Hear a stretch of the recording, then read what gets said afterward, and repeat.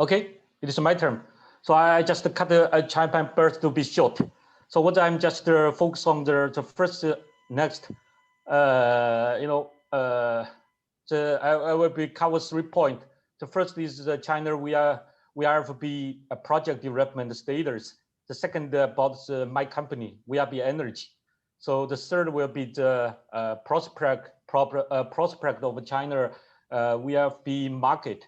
So before I start, I just make a clarification. VRFB is the official name from the standard the code of international. So actually, VRB is the trademark of my company. So just make make an explanation. The next, John. Yeah, actually, the Miss Young has already showed this chart. Actually, I want to say, we talked a lot about the vanadium flow battery, but actually, it is market share in China and in the global market is very, very small, just 1%. I have seen it from dropping from 10% to 1%, and the 10% probably 80 years ago, and right now is 1%. I think everybody knows the reason. The major reason. The first is the cost. The second is the lack of the mature supply chain to support the large volume and to have the cost reduction.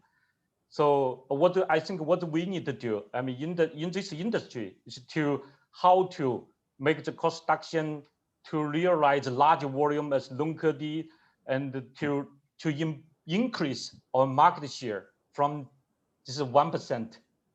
Next.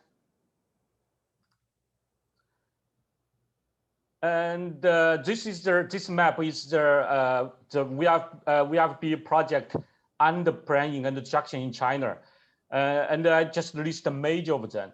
So on the left, this is just a newly announced project, 7.5 megawatt, 22.5 megawatt hour. But I know they just started first phase of that. In the yellow, just in Qinghai province, it is a 1 megawatt, 5 megawatt project. Actually, our former presenter just mentioned.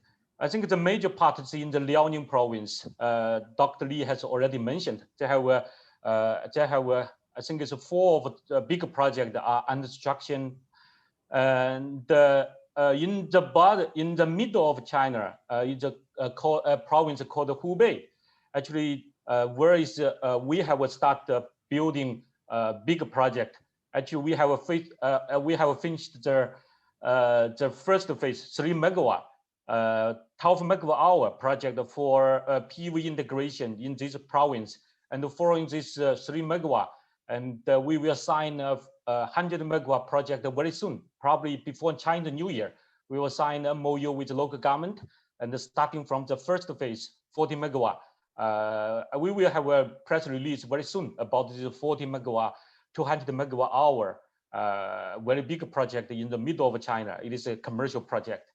So this is, I just mentioned 1% of the market share of a flow battery. Actually, that doesn't include this new project, and also doesn't include some project. In the concept development stage. So actually, if we finish all this project, and if we can deliver the project in the concept stage, like Lunker Power mentioned, and also we are developing few other 100 megawatt project in other provinces of China. So I think the market share will grow up definitely. We believe that. So this is a good thing, right? The next. So for the VRB Energy, this company, and actually we are the first commercial company in China to start VRB business, and we have best technology, serious stack design. We have our own in-house membrane and our own electrolyte manufacturing and all these things. The key material, even the BiPo material. We have our own BiPo material manufacturing facility.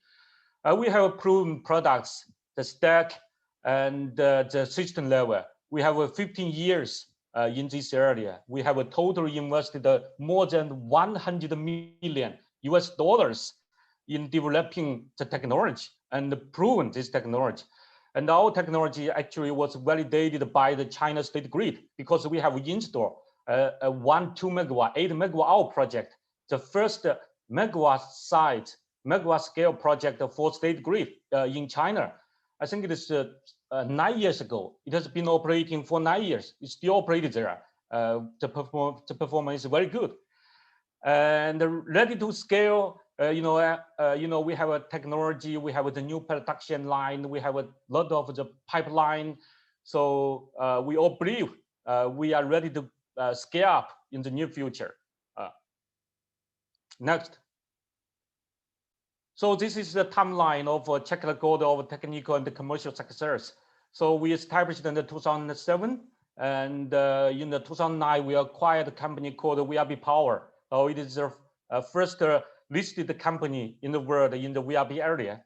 And in 2010 we released our Gen 1 megawatt, 200 kilowatt megawatt size products based on 200 kilowatt modular product. And in the 2006, using this generation 1 product, we have deployed 7 megawatt size project, including one I just mentioned for China State Grid, and the other 6 in the different countries in the world. And in 2016, we released our generation 2 products. So this is based on a 250 kilowatt module, and we have using this technology, Gen 2 product. Delivered the project I just mentioned, 3 megawatt, 12 megawatt hour project in the Hubei province, and the other project right now is under delivery, is in the north of China, in Hebei province as well. So this is generation 2, and actually in this year we will release our generation 3 products. So generation 3 is based on the 500 kilowatt. Modular design. It will be for the large project, for the renewable integration, the grid peaker project. So we will release this in the later this year. So next. I think one important thing we all talked about the market share and the project size. To be honest, we all know that the cost is the most important. The cost reduction is the most important thing we need to do for this technology, not only in the electrolyte part, in the vanadium part, but also in the non-electrolyte part. Actually, these 2 charts just show how our generation 3 product will realize the low cost. And actually, the right chart just show how the performance improvement will made from the stack perspective. Actually, in our generation 3 product, we are operating the 200 milliampere per square centimeter. I think it is very good because with this high current density, definitely you can make a lot of cost reduction in the non-electrolyte part.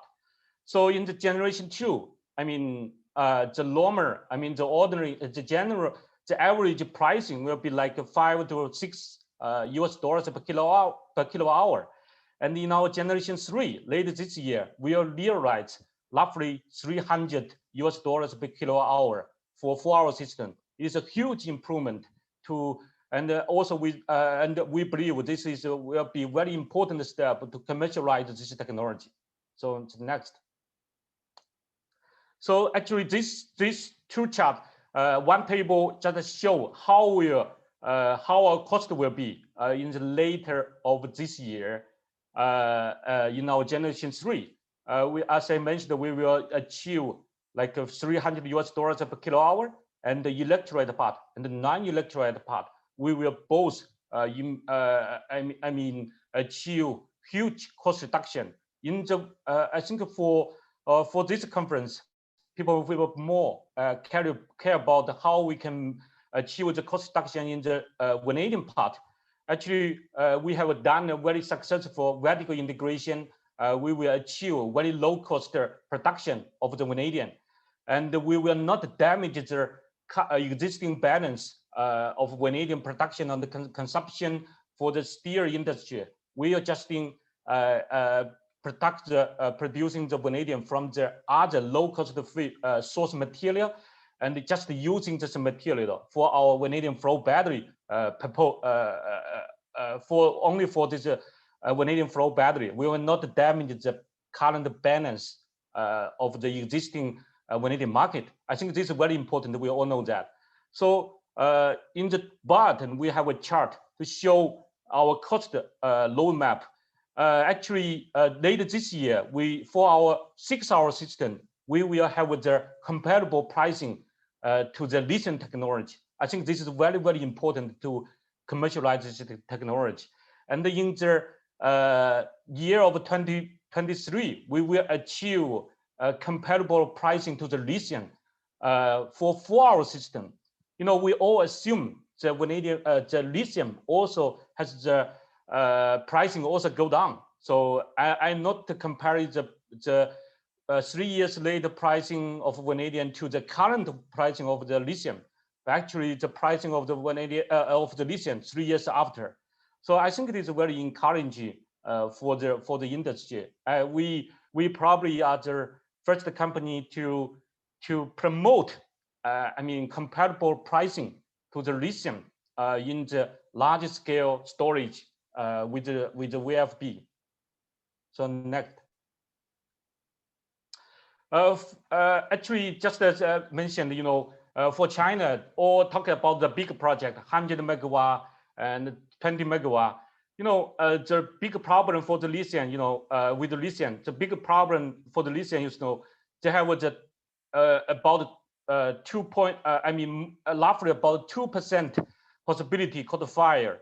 This is based on the data from the China and the project in the South Korea, and 29 out of 1,000 projects caught fire. And this is the base. The biggest advantage for us to promote the vanadium flow battery. So this VRB is much better than the lithium for the large scale project deployment. This is what we thought. And also this is a base, for a lot. We discussed we talked with a lot of customers who used to doing the storage project with the lithium. Right now, they are thinking about the transfer to the vanadium flow just because of the safety issue and the capacity degradation. But the safety issue is the most important reason. And of course, why they talk to us, just because the latest quotation we give to them is compared to the lithium. This is very important. Next. So this slide just show what we think is the largest market in China, in China for the vanadium flow battery. The renewable revolution target has already set by China. In the 2030, we will achieve the carbon emission summit, and in the 2016, we will achieve the carbon neutral. This actually outline how much renewable we will have and how much storage we will have in China. And in future, we think the one market is for the large scale renewable integration. The other is the the grid picker. The grid picker in China, we are competing with the hydro pump, the pump hydro. Actually, based on our latest pricing, our pricing from the capex perspective is very close to the pump hydro. The capex is like $1,200 to $1,500 US per kilowatt, and actually our pricing is very close to that value. But please remember, the pumped hydro project, it will always take more than 10 years to build one project, starting from the concept design to the final commission. But for the VRFB, we say average is 1 or 2 years. So we have a huge advantage compared to the pump hydro for the larger grid peak project. So big project for the renewable integration and the big project for the grid picker. So we think this will be the most important market for the vanadium flow battery, given the cost reduction we have achieved. So next. So that's all. Thank you. All right. Thank you very much.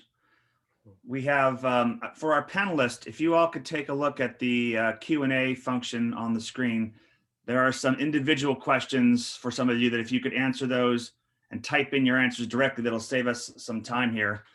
I'm going to try to go through some of the questions we received in advance, as well as a couple of those raised today. And anything we don't get to today, we'll certainly do follow up via email afterwards. But a couple of questions first for Dr. Li. We had some questions about when the 100 megawatt, 400 megawatt Runkey Power Dalian VRB we switched on, as well as a question on the 800 megawatt project from you. Any updates on those two projects?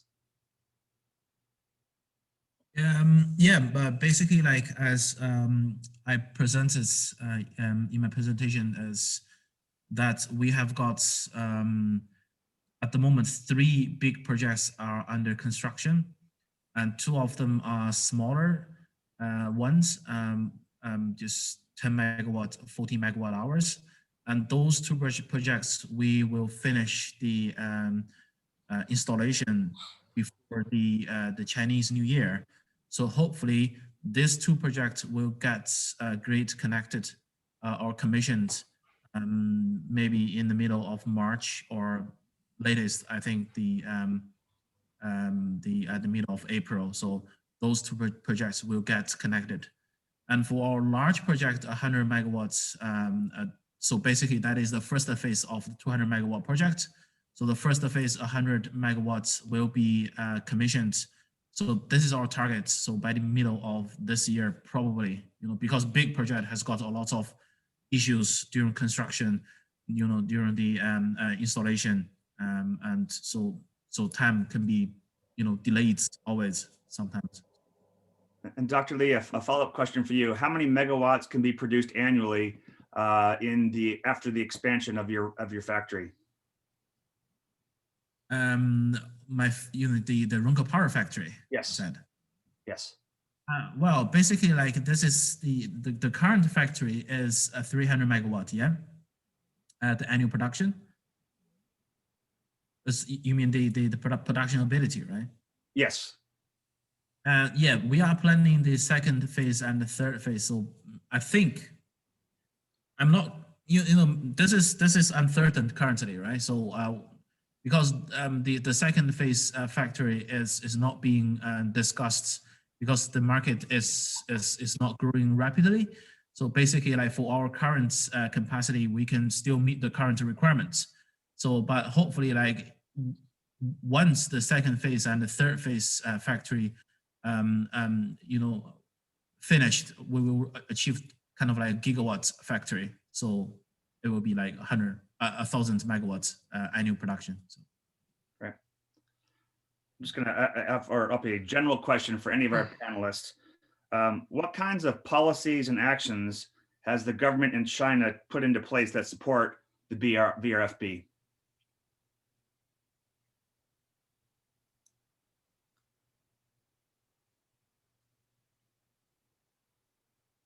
Any one of you like to answer that one? Difficult question.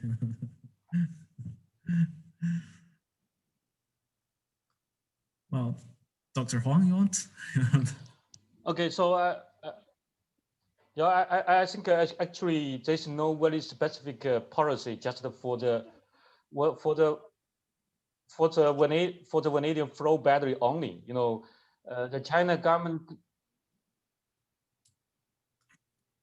Yeah, unlike the U.S. market or some other market,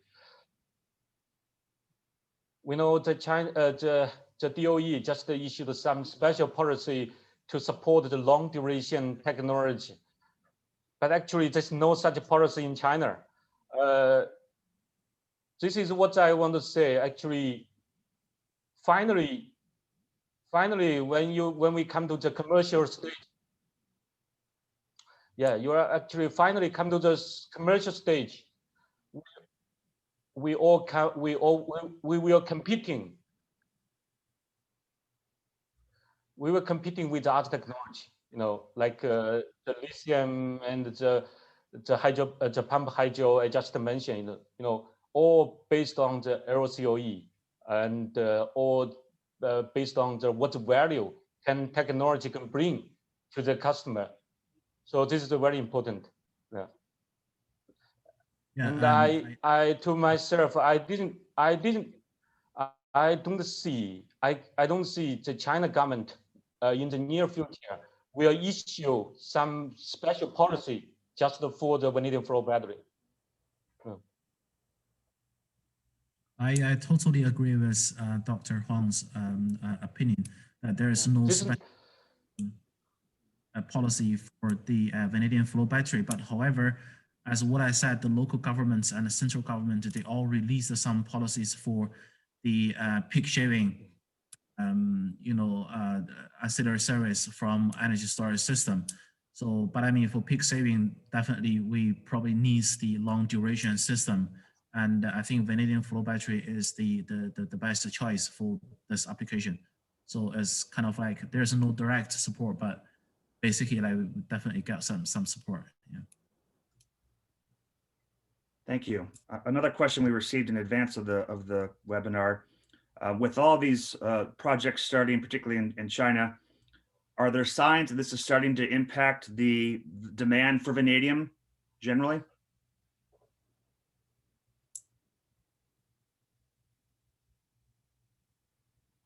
Sorry, can you repeat your question, John? With the new projects in China, are you seeing this affect the demand for vanadium?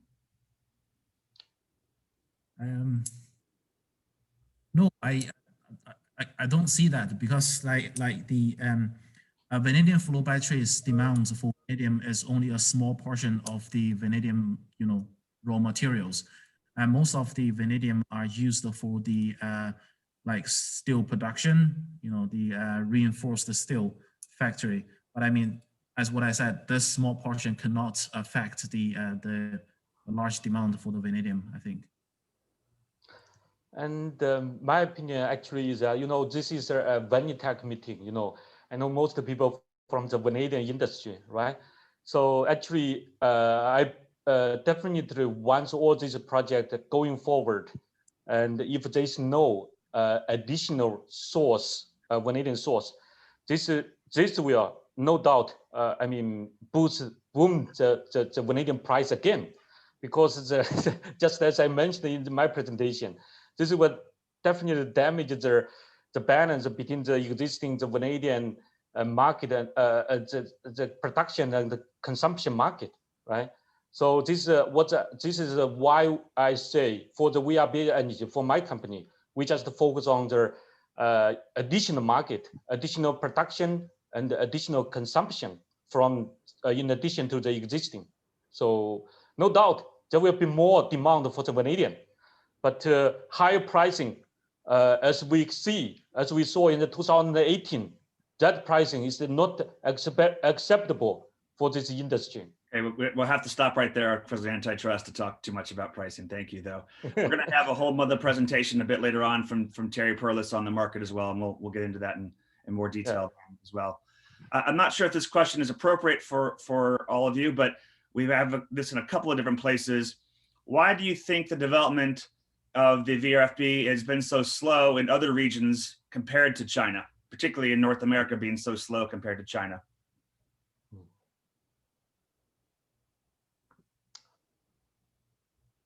Well, the direct answer is all the big, I think the big companies are all in China, like Runke Power, VRB, and Shanghai. And and I think another most important reason is for the U.S. market, for the other, fully commercial market. So all the project developer will just build the project based on the commercial condition. The financing and the return of the investment, right? So just given the high pricing of the vanadium flow battery as compared to the lithium. So it will be very difficult for the developer to use vanadium flow battery in this area. I mean, in the other country. But in China, some project was supported by the government. And even though there's no clear business model or the return rate is not as high as expected, I mean, the project developer can still do this project because they do believe once they finish the construction and the policy will come and the investment will come back. So this will be probably difference. Great, thank you. There's some very specific questions for each of you in the Q&A that I'll let you after the session answer those directly. But maybe a more general one. In what sectors do you see the greatest potential for the VRFB?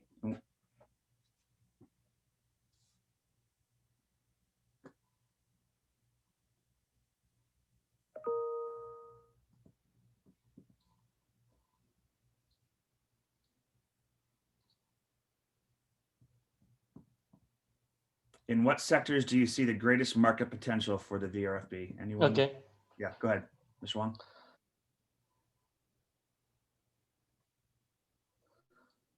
Okay, so maybe I can answer this. Please. Actually, I also mentioned in my presentation, I think the major market for the VRFB in China, one is for the large scale, the wind farm or solar farm, renewable integration. We all see this, right? So different provinces have a different policy to support the large scale storage development. And the other is like a grid side picker, like a centralized picker, grid picker, as Lonke did. Lonke is doing 200 megawatt, 800 megawatt project, such a big project for a centralized picker for a specific region. So this, I think, will be the two market for the vanadium flow battery in China. Yeah, to back up Dr. Huang, I think my opinion is the long duration energy storage system will be the biggest market for vanadium flow battery. And also because of the safety of vanadium flow battery, I think it is better to be used at the load center. So basically, such as in the city center, it's kind of like the requirements of the city center, like Dalian project. So basically, this is a very big project, but located in the very city center, and this kind of sectors will be suitable to the vanadium flow battery. So that's what I can see the future market. Thank you. I think we've got time for just a few more questions here. Do any of you have any estimate of how much vanadium will go into VRFB systems? Okay. Also, this year? Yeah. Also, I want to. Wrong, yes. Go ahead.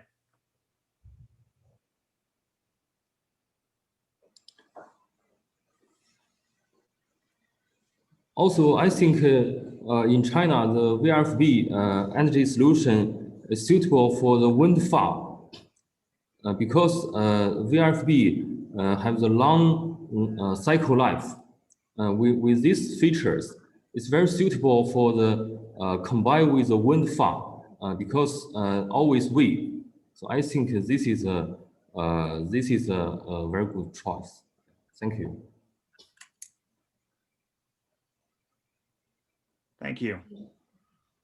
So I'll just repeat my question from before. How much vanadium will go into VRFB systems in China this year? Anyone have an estimate?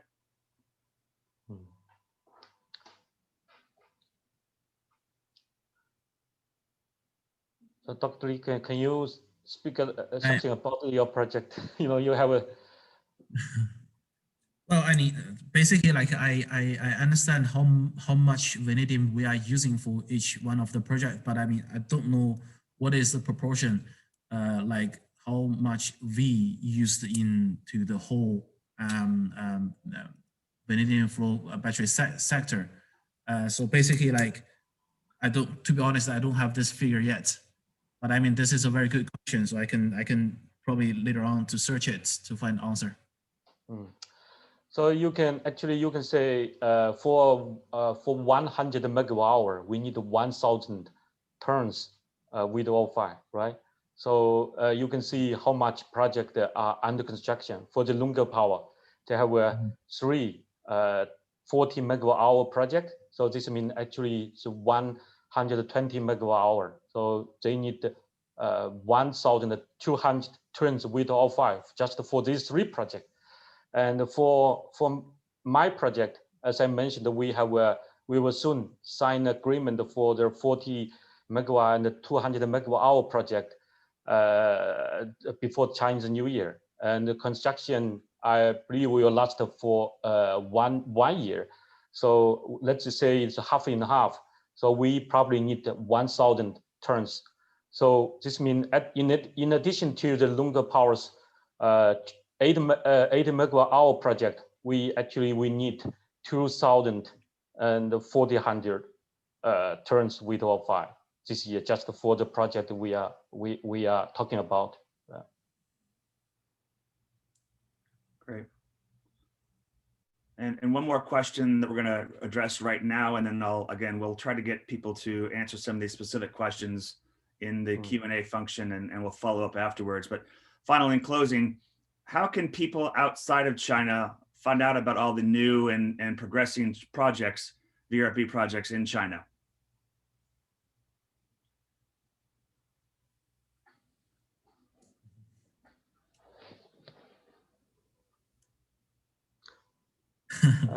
I think, China is we say 2020 is an exception due to their virus issue, right? So for the other project, for the other year, I mean, we are open. For our company, we are open to all the visitors to China, international visitors to China, to know the status of our project. So this is what I want to say. If anyone want to visit our company, visit our project, and we are welcome, and we will show the detail. So I think the close communication is the best way to let the people outside of China to know the status of project. So thank you for that. Yes, and Vanatech is attempting and hoping to host our 101st meeting this fall in China, at which point we may try to do another session along the lines of this for folks outside of China to get a better glimpse into what's going on with the VRFB market in China. So I want to thank all of our panelists today for their participation, for answering questions. We will have the PowerPoint presentation available to everyone after this call. And again, there's some very specific questions in the Q&A. If our members could maybe take a look at those, the panelists, take a look at those and try to answer some of those questions that are directed to you. And with that, we're going to move on. There are a couple of questions in there that I think pertain to this next presentation from Terry Perlis. So Terry, if you could unmute yourself, and we'll turn things over to you.